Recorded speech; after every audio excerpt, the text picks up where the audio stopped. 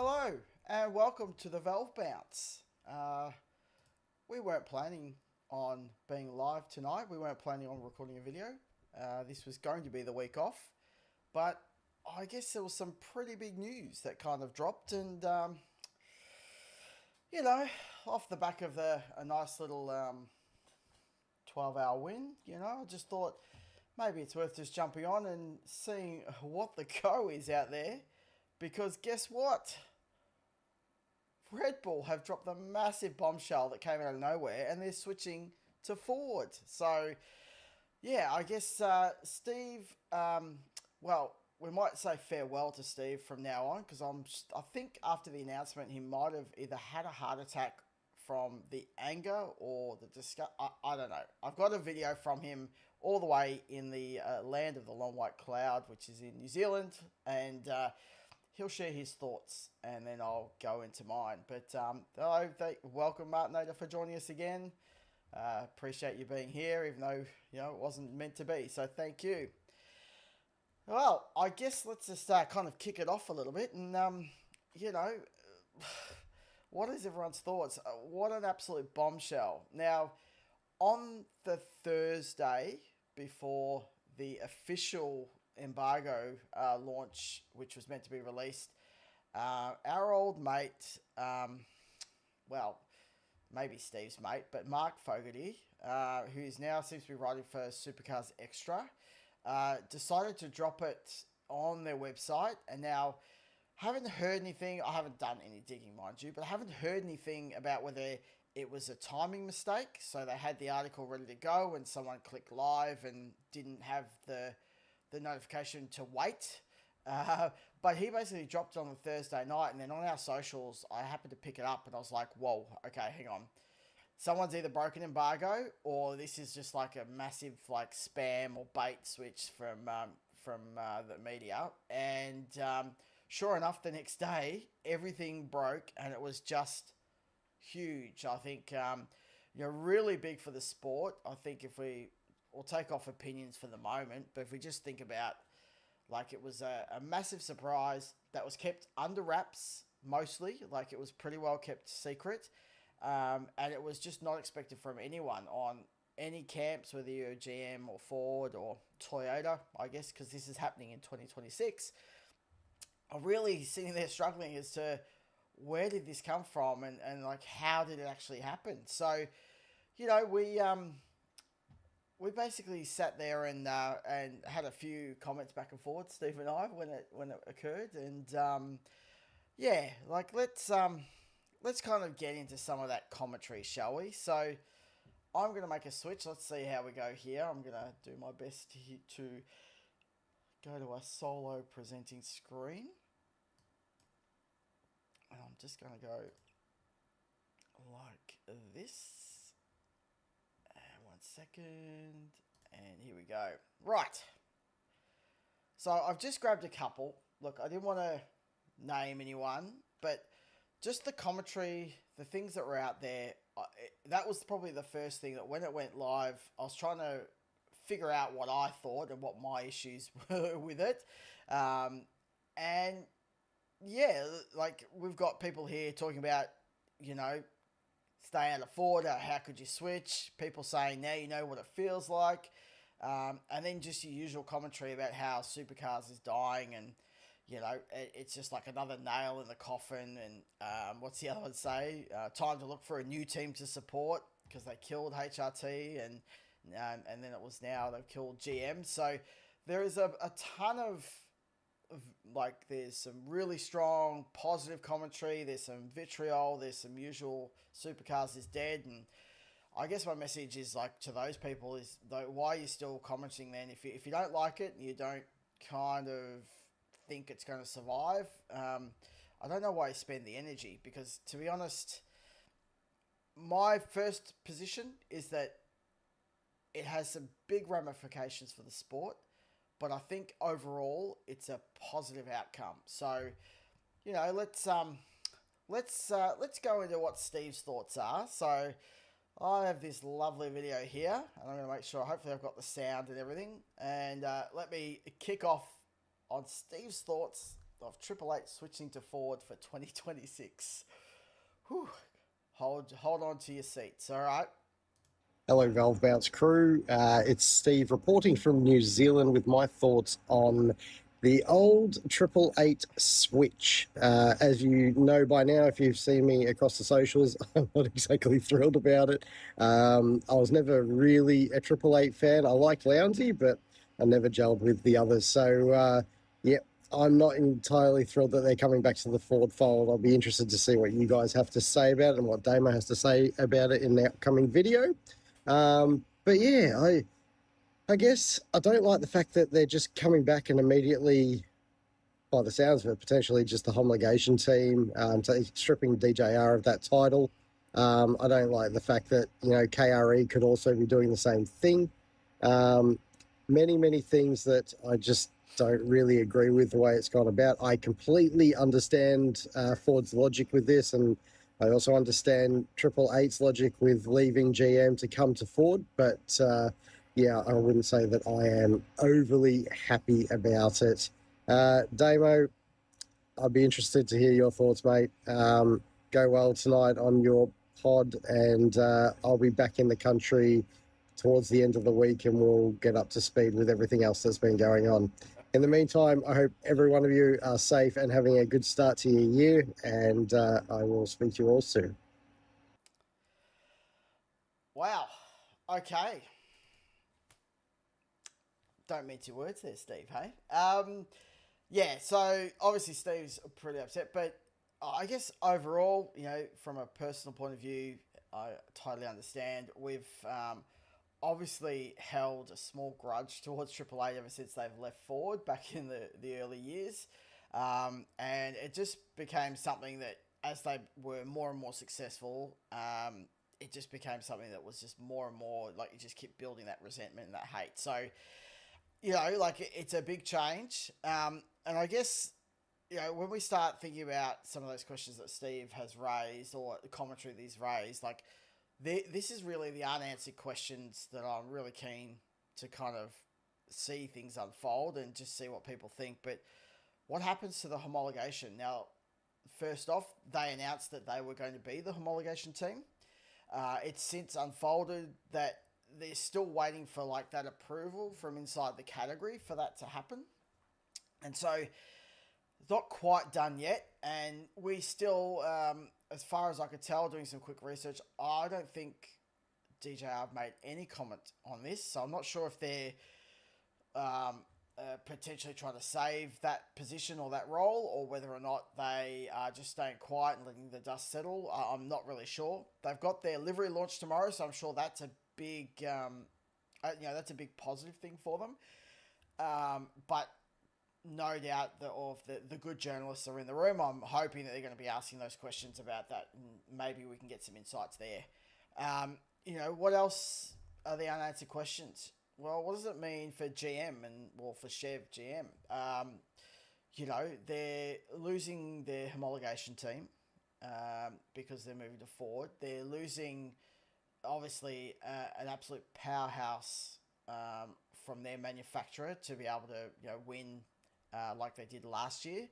And they're also losing numbers in the field because I guess you've got to also consider if Triple Eight move to Mustangs, what happens to your customer cars like Premiere, etc.? Like, are they just going to follow suit because they're going to remain a Triple Eight customer? Who's going to move to other manufacturers? We still don't know if there's more than one Toyota team outside of WAU.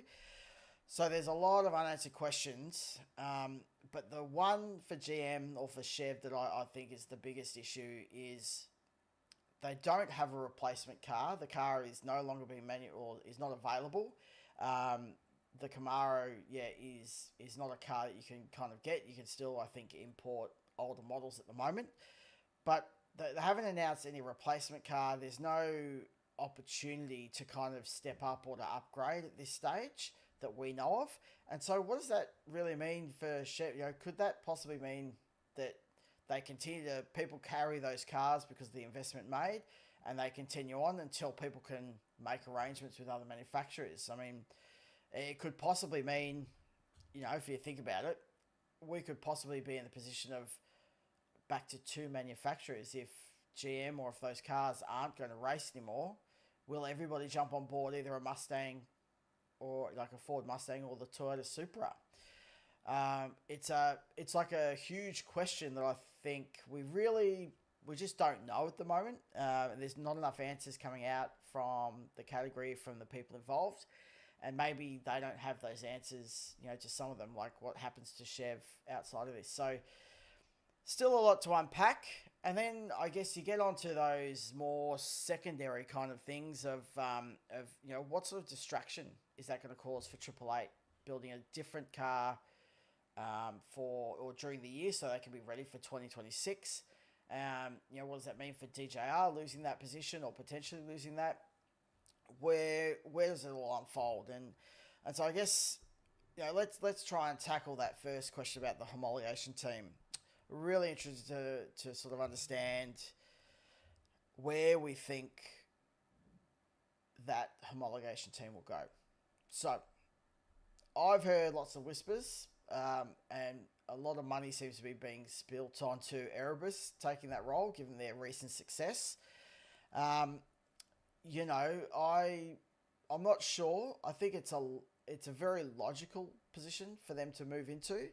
I think you've got teams like, if we remember MSR, they were almost going to be a big switch to the Mustangs a couple of years before WIU came on and took the Mustangs. And they potentially could be looking at trying to step up. They've had some good results. I'm just not sure they have the scale and the size of team to manage it. Obviously, you've got people like BJR who've been in those Chev GM products for some time. They've got a 4-car team, so they've got reasonable amount of resource. Pretty good engineering background in their own right before some of the control parts came in. So they're a potential. And I guess if you look at perhaps like a Premier, that team has got a bunch of money. They can really build on the resources, and they might actually potentially step out from underneath Triple Eight and could possibly be the team to step forward. So I think it's not a done and dusted race at this stage, and I think really for me the two lead homologation teams on the GM side have got to be Erebus, and then Premier as the other one is, in my opinion. So yeah, that's sort of where we look at.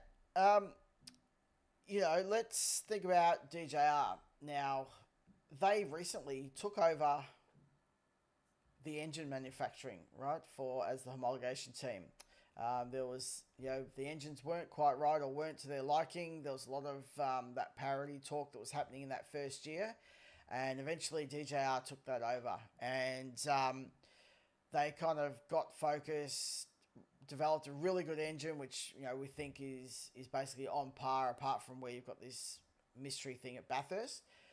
And so it's kind of one of those things that, okay, they've made the investment, they've sort of taken that on, and now potentially for 2026, they're not going to be the homologation team, and potentially not the engine team either, because that unknown thing about KRE that Steve mentioned, as well as the DJR engine department, we don't really know how that's going to unfold. And if they lose the homologation, do they lose the engine shop as well? Does that keep going as separate or as an independent? If KRE stay with their GM engines, it's really, there's so many questions, so many things to kind of uncover at this stage. So yeah, really up in the air. Now, I guess probably the last thing is, I mentioned about Triple Eight being distracted. I don't see it being an issue for them at all. I think they're well-resourced. They really handle a lot of this stuff.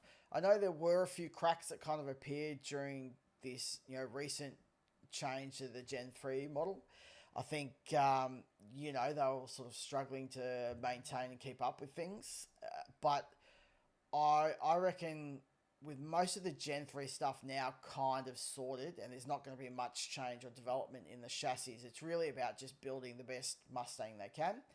And I think that's going to be something that they're going to be fine with. So, excuse me. It's really about what does that look like in 2026. Can they maintain sort of their dominance or their competitiveness? How will that look in terms of parity? Will there suddenly be some fixes to parity? If you haven't had the chance, it's worth going back in a bit of time to the start of the Bathurst 12-hour weekend. I think it was on Friday. It might have dropped where Tickford, Tom Randall, and Cam Waters made an absolutely hilarious take on the news to switch over. So if you haven't seen it, it's worth watching. But they feel like their parity is solved because Triple Eight's coming across, so everything's going to get fixed. So no doubt the conspiracy theories will roll if that happens. And then I guess, lastly is really just about my take. I said overall, I think it is positive for the sport. It's a smart business decision from Red Bull, given that I think, my personal opinion, I've got no inside knowledge on this, but my personal opinion is they know there's not much development or potential for a next car with GM. And I think the opportunity came up where, they've obviously approached Ford. Ford have got great synergy and investment happening at the moment. If you think about Formula One, you've got obviously Red Bull Racing on that side joining with Ford, and now you'll have Red Bull in Australia in the Supercar Series also being in a Ford. So, there's some great potential from a marketing perspective, which should be great to watch. And it also opens up the opportunity for potential Red Bull Mustangs in, some of the GT racing that we've got out there. So I think overall it's positive. Personally, though, it's really frustrating because I've grown such a distaste towards them for their success and also sometimes about how they go about it. Namely for me, I think Whincup softened a lot, but Mr. Dutton, he really does grind my gears, so to speak, sometimes. And I've sort of forgotten about him until that Thomas Randall situation happened. And there's the old Dutto that just steps up and be's a bit of a dick and didn't, trying to be the tough guy. So that was really for me. I was like, oh God, bloody Red Bull. I can't support him. And so I sat there and thinking, well, I've got Chaz, who's really my favourite driver, going to Toyota that year. I've still got my personal background, what I grew up with, that we're a Ford family. And so I've always loved the Fords. I've always been, a passionate Ford person, both in purchasing product, being involved with car clubs. And so I couldn't just switch and sit there and say, Triple Eight, I'm now going to support them. Will I be happier if a Ford wins and it's a Red Bull? Definitely better than a Chev winning, especially a Red Bull Chev. Am I actually happy about it? But I'm not. And I guess, my take on it is that I just can't support them after everything I've been through in my life with them. And it just is so tough to kind of swallow that pill that they've moved to Ford at a time where my investment in manufacturer is dropping and my investment in following like a team and driver has increased, secondfold. So it's really been something that I've moved away from the manufacturer in a lot of cases. And I think the last message that I sent to the boys in the group chat when it dropped was, maybe I'm just going to have to start looking at Toyotas, maybe that's where I'll switch to. I don't know if I can actually do that, but I'll certainly be supporting Chaz. Yeah. In any case, that's kind of the quick kind of lay of the land of where we're at. I think if we start looking at, we've got a bit, is it 2 weeks or about 2 weeks, a bit less than 2 weeks before the Sydney event coming up at the end of February. So that's exciting. A whole bunch of livery reveals that will be coming up in the next few, between those times, but in the next few days especially, we've got a few. So it is an exciting time as we lead into the series start for 2025. And then I will probably leave everybody with a bit of a question. Anybody know what Mark Scaife's going to do? How's he going to cope trying to balance that love of the Holden Chev GM product versus his love of Red Bull? That's just my opinion. I'm just throwing it out there. That could be the absolute juggling, vocab juggling spectacle is the word I'm looking forward to watch, in my opinion. So that's the one there. But anyway, that's enough for me. It is a short stream, but we just wanted to kind of get this one out there, and love to see what your thoughts and comments are. Thanks for the people that have joined us on this unexpected stream. As Steve mentioned, we will be back the week after. So next week, he'll be back in town. And we're excited to kind of bring you the next update in news from there. Other than that, if you haven't followed us on socials, feel free to join up on the Instagram or Facebook, and make sure you've liked, subscribed, and share it out with your friends if you've enjoyed this. Other than that, that's it from me, and I will see you in the next video. All right, see ya.